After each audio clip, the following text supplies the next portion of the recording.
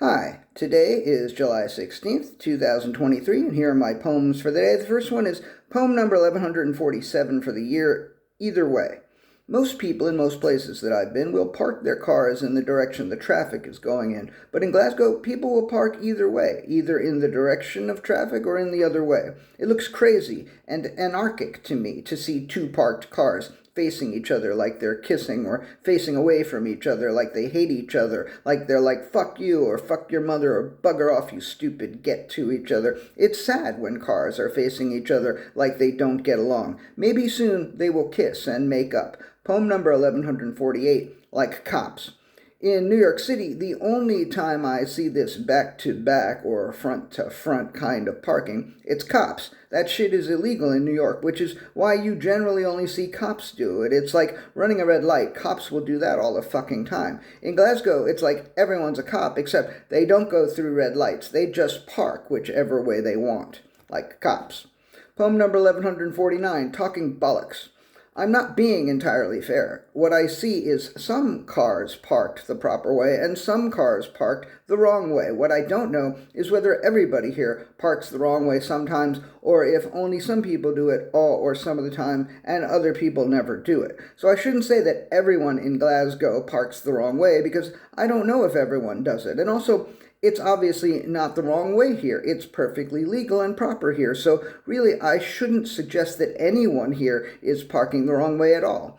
Stupid Americans with their rules think they know better. Talking bollocks. Why don't you bugger off, you see you next Tuesday, is what I imagine a Glaswegian might say, except they probably wouldn't say see you next Tuesday. They would probably just call me a cunt, or a right cunt, or some kind of a cunt, I suppose.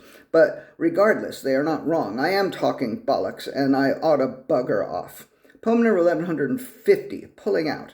And in fact, as I think about it a bit more, if I had a chance, I think I'd rather park against the direction of the traffic, because then when I was pulling out, I don't mean pulling out my cock, I mean pulling my car out of its parking space. When I was pulling out, I could see if any other cars were coming. It seems a whole lot safer that way. For that matter, if I were sitting in a car and I wanted to pull my cock out, which, let me emphasize, I would never do, but if I would want to be facing the traffic as well, so that I could put it away quickly in case another car approached. So really, this parking in the opposite direction thing really does make quite a lot of sense. It really does make pulling out a whole lot safer. I mean, I would assume it would if I were to pull out here, which I have never done and very well might never do. Poem number 1151, Pulling Off.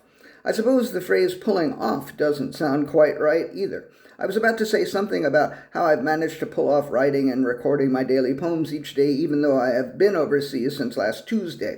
And I pulled off a show in London last Thursday and a rehearsal with the Priscillas the night before. And last night I pulled off a caper that Casey Scott assigned me, which was to go to the University of Glasgow cloisters and have my picture taken under the domed ceiling. I can think of at least one other thing that I pulled off yesterday, but with regard to all of these things, it is probably better not to say that they are things I pulled off. It's probably best just to say that they are things that I did. Poem number 1152, Something for Later, perhaps. And as I look at the picture of me under the domed ceiling of the University of Glasgow cloisters, I thought to myself, am I really going to post a picture of those cars parked either which way and base tomorrow's lead poem on that, rather than post this picture of me under this magnificent ceiling?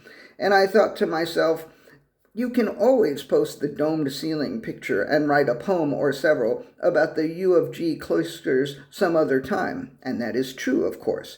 But will I? And the last poem of the day, poem number 1153, Sharmanka. 2 poems ago, I made reference to yet another thing that I pulled off yesterday, which is to say, another thing I did. And that was the result of Jessica Beer's suggestion that I go to the Sharmanka Kinetic Gallery. I went there with my daughter and our host, Tracy Lee, and we saw kinetic sculptures created by Edward Berzudsky. And they were really quite wonderful, really.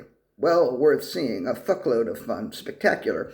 Edward Berzudsky doesn't even have his own Wikipedia page. That's fucking absurd. Anyway, if you're in Glasgow, check out Sharmanka.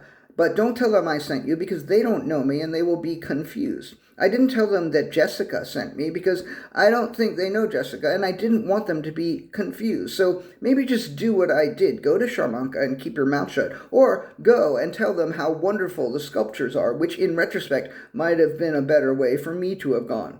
I took a lot of pictures of the sculptures, too. I could have led with a poem about Sharmanka rather than closing with one. I suppose it is better to have too many good choices than too many bad ones. All right, that's it. Once again, another set of 7 poems pulled off this weekend. Yeah, I said it, pulled off. Anyway, thank you. I appreciate you.